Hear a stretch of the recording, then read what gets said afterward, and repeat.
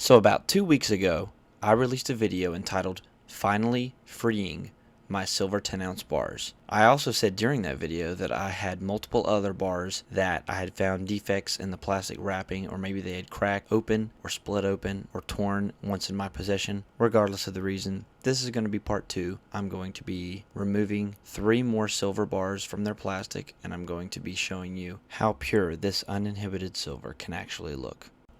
I hope you enjoy the video. Let's get into it.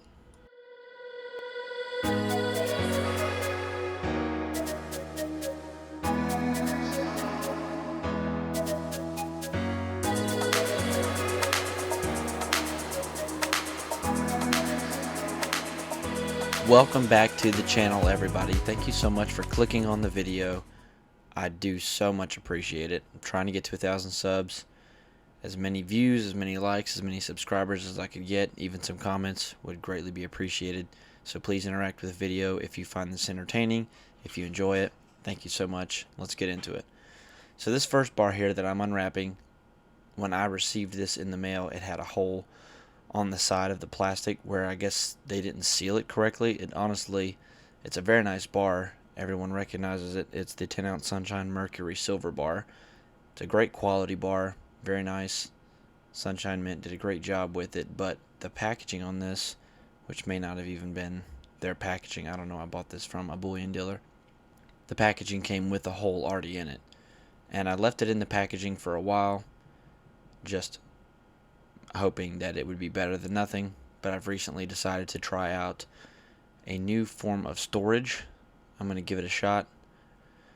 As I mentioned in the previous video, I plan on doing a video about that method whenever I get into it. But anyway, here's a close-up of the bar.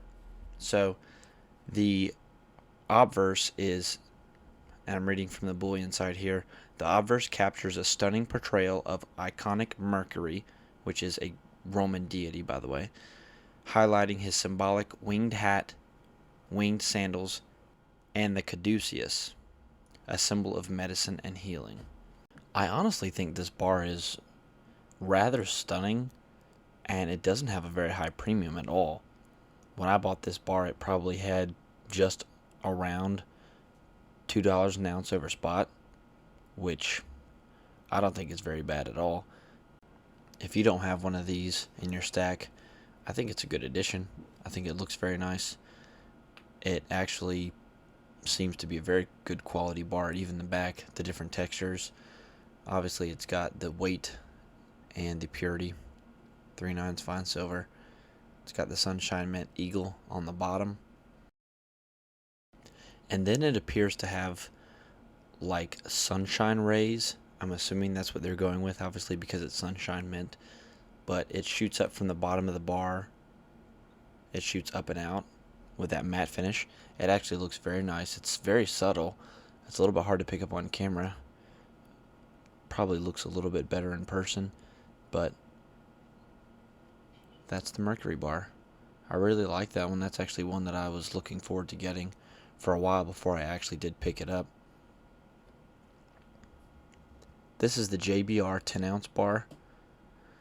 So something I didn't know about the JBR, which maybe some of you have, so I might be repeating information that you already know, but the company JBR Recovery is located in the UK, which isn't really the fascinating part, but they seem to be well known as a company for their recycled silver. If you Google JBR, it shows that they have a recovery process and they use a wide range of secondary and waste material items. So I'm guessing maybe that's one of the reasons their silver is a little bit cheaper. It still looks well done, very simple, but I think it's very beautiful. And because they're based in the UK, the back side of the bar is supposed to have just little features that are associated with England.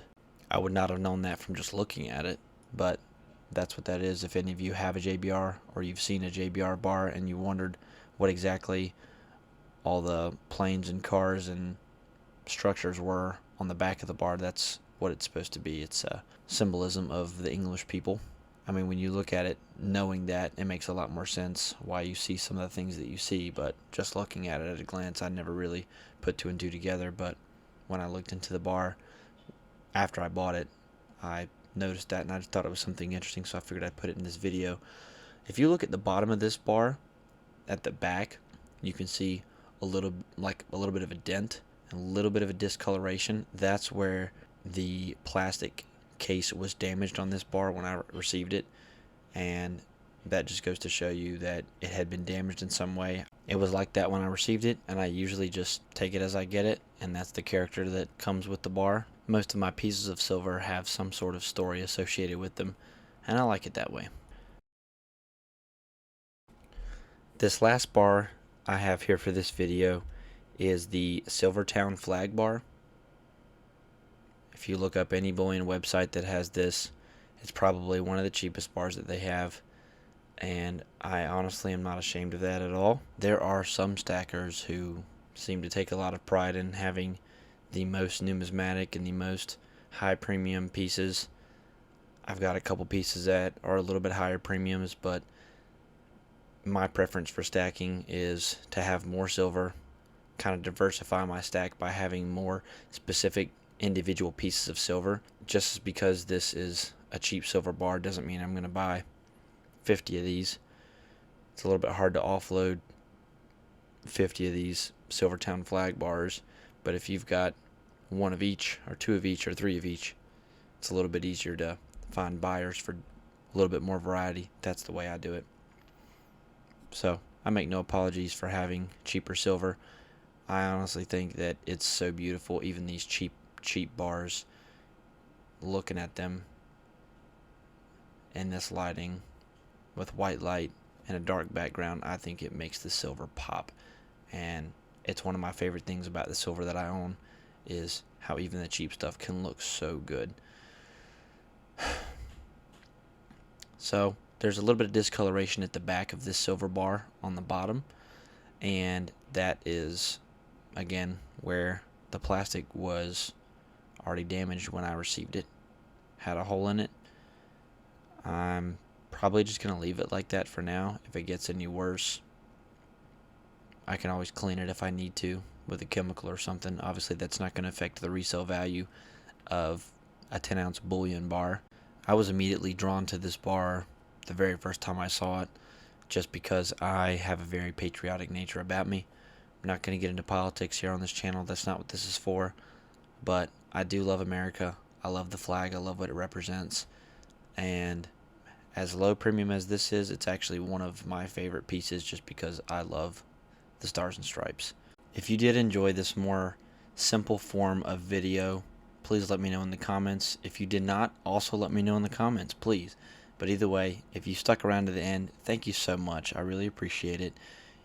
You're helping me get my watch time. I'd love to get monetized soon, and if I can start making a little bit of money with this channel, I'll be able to take those profits and turn them around and put them back into silver and hopefully get something a little bit nicer and a little bit shinier and maybe something a little bit more premium that you guys can enjoy with me. So hit that like, share the video if you enjoyed it, and I do appreciate it. Thank you for stopping by the channel. You have a good one.